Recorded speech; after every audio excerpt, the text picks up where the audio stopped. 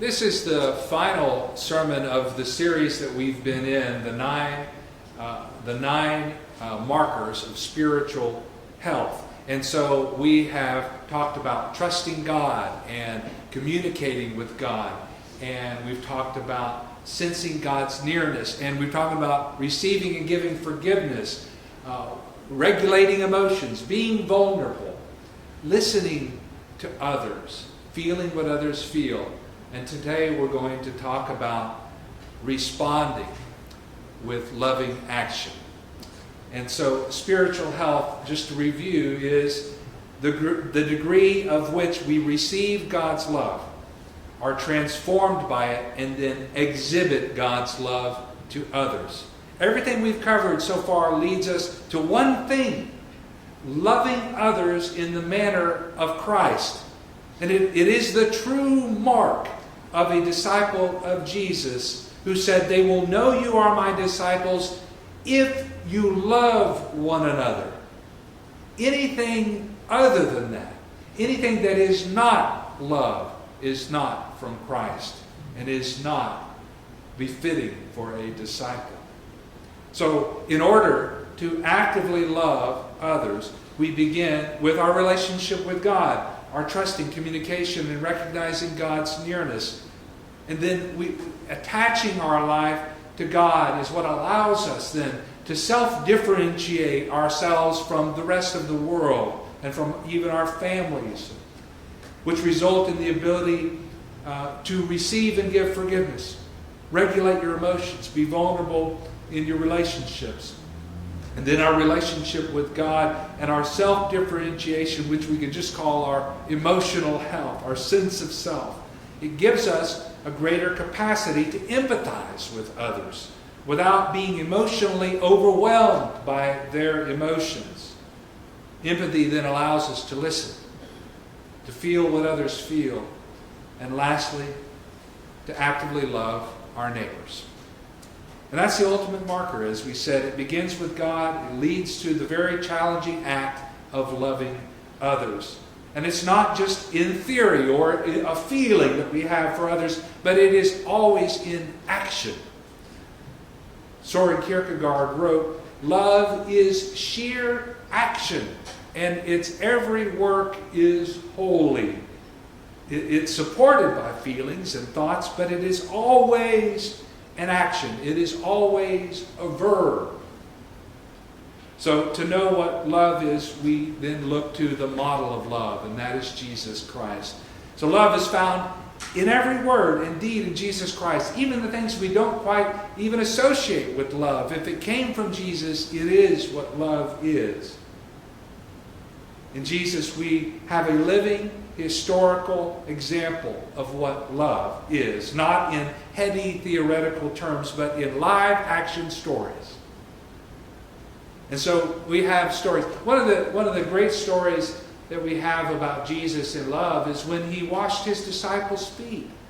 An unheard of thing. It's the act of a slave, and yet Jesus got down on his hands and knees with a basin of water and people walked in sandals and dust. They didn't have paved roads. These feet were nasty. And he got down and he washed those feet. He took the job of a servant and did it. And that, he said, is the way we are to love one another. But our story today is not Jesus' act of love. It is Mary's act of love. Even before Jesus washed the feet, Mary lavished Jesus' feet with the most precious thing that she had, this perfume, this special perfume that normally would be saved for a spouse's death to anoint the body. And she let her hair down, something also reserved only for your spouse, and did this in front of other people. It was vulnerable. It was intimate. And so, even before Jesus did this, perhaps I wonder if he was inspired by the act of love of Mary of Magdalene. So, in this story, we have three things that we see in this act of love. One, it was sacrificial. That vial pure nard was worth a whole year's wages. It would be like the average median income of a worker. It would be like a $30,000 thing, and she just poured it out. She's just pouring it out. Something you can only do once, and she did it. It's like she knew that this moment required this. She recognized that this was the moment to give her gift to the Lord. It was sacrificial. The love of a Christian, of a follower of Jesus, is sacrifice. It was intimate and personal. Love is never just dropping off clothes and food for the needy. That isn't love, right? Love is intimate and personal. It's relational. What she did was probably uncomfortably intimate to the crowd around them. In fact, Judas was so uncomfortable that he couldn't even stand it. He said, why wasn't this is what he would have rather seen, why wasn't this perfume sold for 300 denarii? We could have fed the poor. And we'll just assume for just a moment that really was the intention of Judas. That, we could have used this to serve to the poor. This is always a struggle in the church.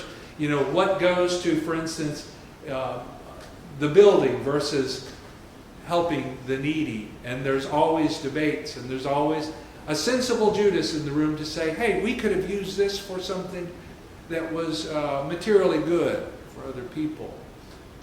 But what Mary was doing, Judas couldn't see. He couldn't see because he did not have the intimate, personal relationship with Jesus. He was about the cause of Jesus.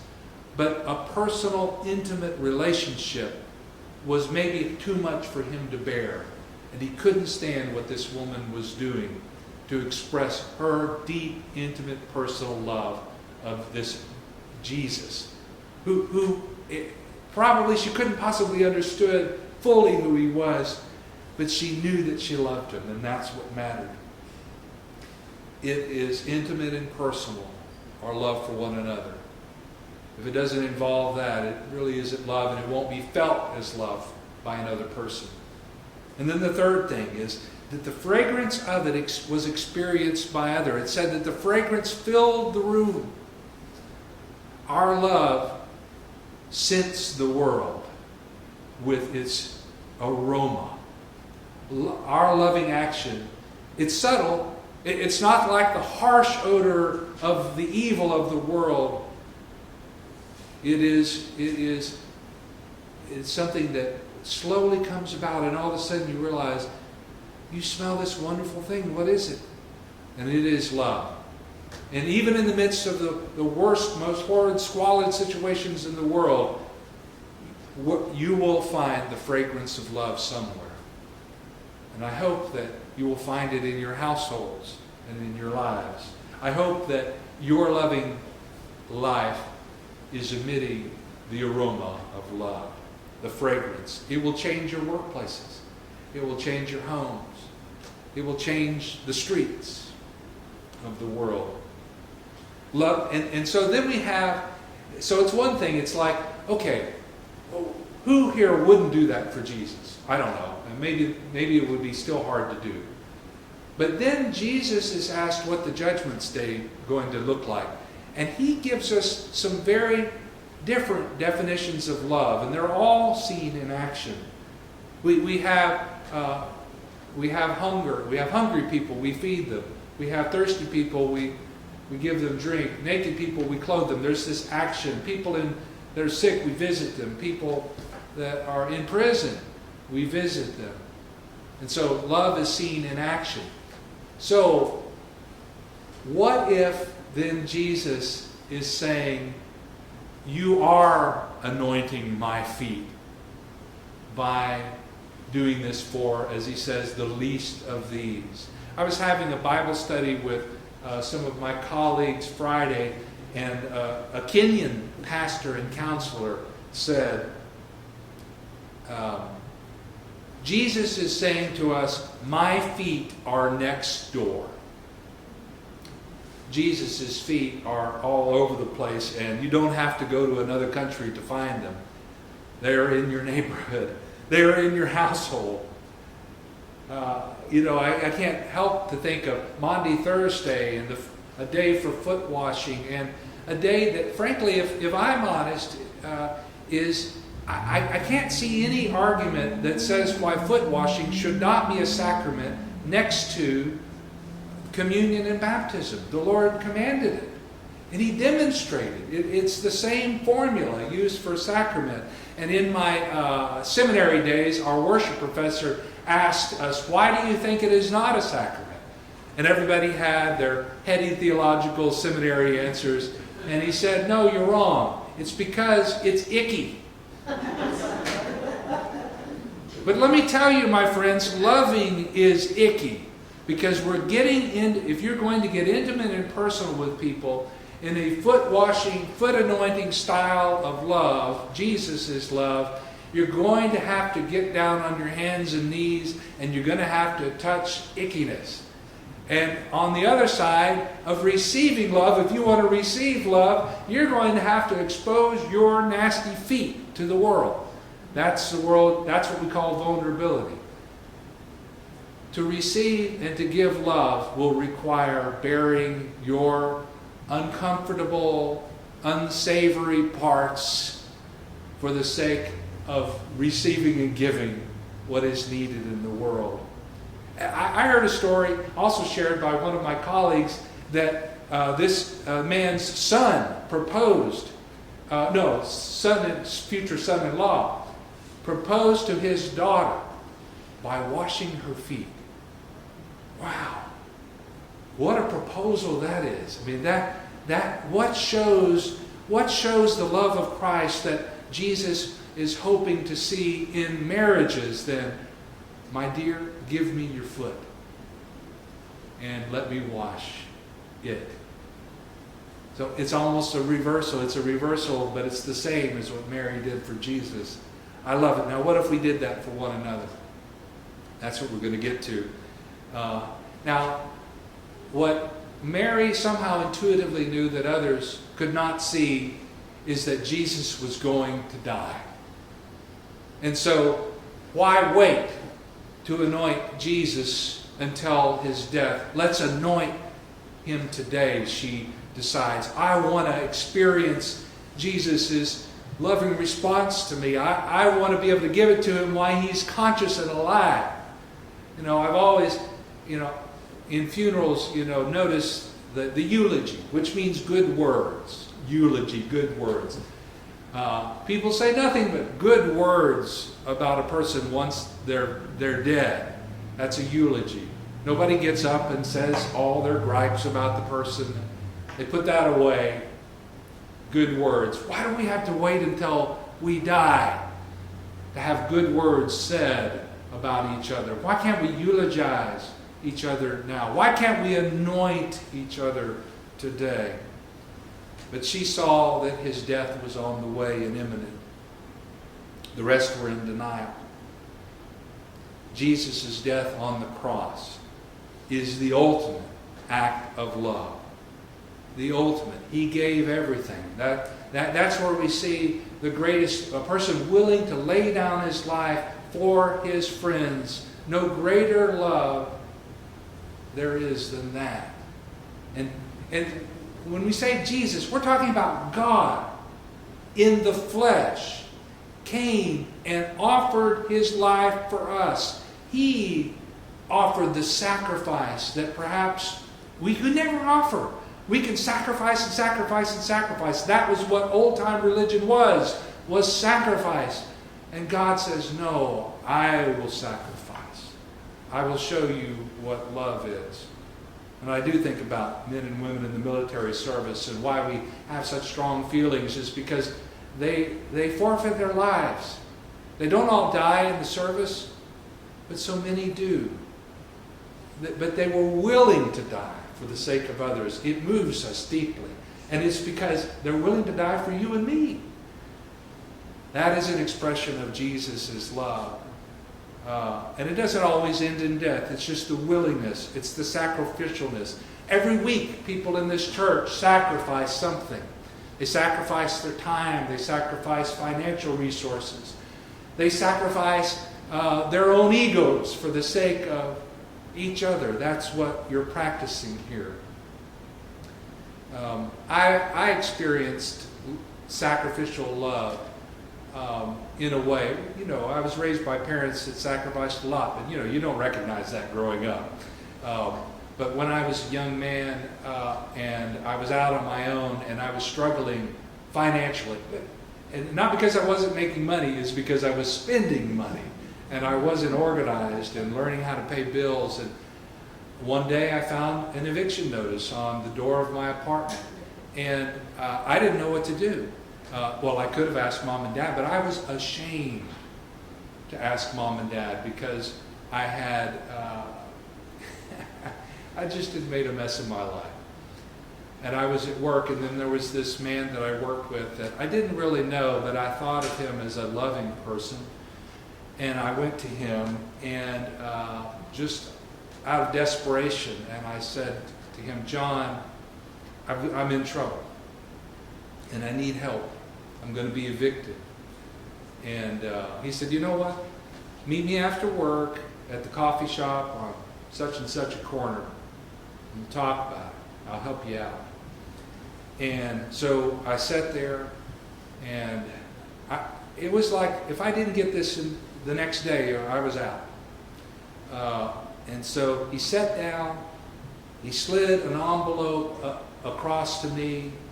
It had my rent plus $150 of grocery money and expense money. And he didn't say a word except, now tell me what's going on in your life. What's happening? What's happening, Paul? And he just listened to me. I don't know which the greater gift was. But I was so grateful, and I said, I don't know when I'm going to be able to pay you back for this. He goes, I'm not worried about it. You're a good man. You pay me back or not. A week, month after month, I gave him the little bit that I could. And then when I gave him my last $50 bill, a year later, he pulled out an envelope from his drawer, and he put the $50 in it. It had all the money in it that I paid him back, and he said, now do you need this now? It changed my life. It made me want to do that for other people that were in need. I can't say no because of what John did for me. But I learned that it was because of what Jesus did for John was the reason that he did that. So I have an exercise for you today, and it is, we're calling it extravagant love exercise. It's a simple exercise, but it's going to require some sacrifice, some uncomfortableness, intimacy, and personalness, but it's going to create some fragrance that's going to be beautiful for you and this other person. Give or do something extravagant. And I'll read what it says, but I want to open it up. For the person in the church you know the least. Think of a person that's here today. But, if you're visiting today or, it can just be a person in your life on some level. A person at work. A person in your family. But someone who you have the least relationship with that you think of, that comes to mind. Do something, give something extravagant, and do it with love. That's your assignment for the week if you choose to take it on. I don't know if you've noticed, but the world is crying out. It doesn't even know what to say or maybe even how to pray, but it's a desperate plea. And it's like a toddler that can't quite express himself, but he knows he needs something, and he's angry or he's fearful or he's sad. But the world is crying out. There's a song that I love and that has been around for a long time, but I never noticed until this year that the song was a prayer. You know this song probably pretty well. It's a radio hit song from years ago. And I think it is the prayer of this world. What the world needs now is love, sweet love. It's the only thing that There's just too little of what the world needs now is love, sweet love. No, not just for some, but for everyone. Jesus is sending you to answer that prayer. And your spiritual health is what is going to help you to get there. Your relationship with God, your ability to love and accept and forgive yourself, and then to offer it lovingly, vulnerably to the world. And it is desperate for it.